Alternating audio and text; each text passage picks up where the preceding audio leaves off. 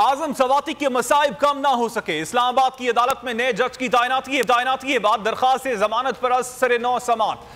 आजम सवाती के वकील बाबर आवान ने दलाइल मुकम्मल कर लिए। स्पेशल प्रोसिक्यूटर राजा रिजवान अब्बासी कल दलाइल देंगे। उधर बलोचिस्तान हाई कोर्ट ने सूबे में दर्ज मजीद 3 मुकदमात खत्म कर दिए।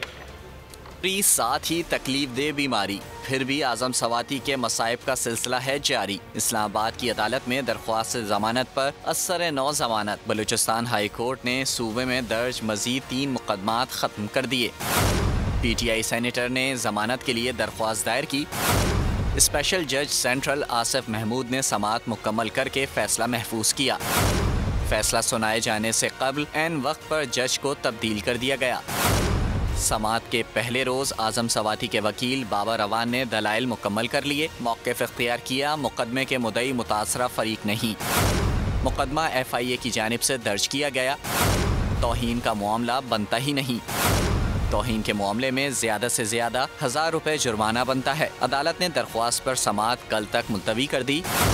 स्पेशल प्रोसिक्यूटर राजा रिजवान अब्बासी कल दलाइल देंगे। उत्तर बलूचिस्तान हाई कोर्ट में मुकदमे से मुतालिक समाअत जस्टिस अब्दुल हमीद बलूच ने की।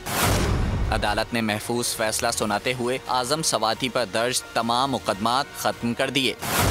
आजम सवाती के खिलाफ विंदर, बेला और चमन में 3 मुकदमात दर्ज थे। इससे कबल भी अदालती हुक्म पर 5 मुकदमात खत्म किए जा चुके हैं। अगर आपको ये वीडियो पसंद आई तो हमारे चैनल को सब्सक्राइब करें और बेल आइकन पर क्लिक करें।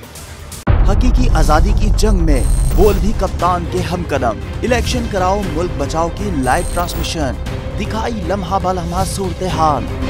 रील और रेटिंग में भी बोल न्यूज रहा नंबर 1। सब्सक्राइब करें और बेल दबाएं ताकि कोई खबर रह न जाए।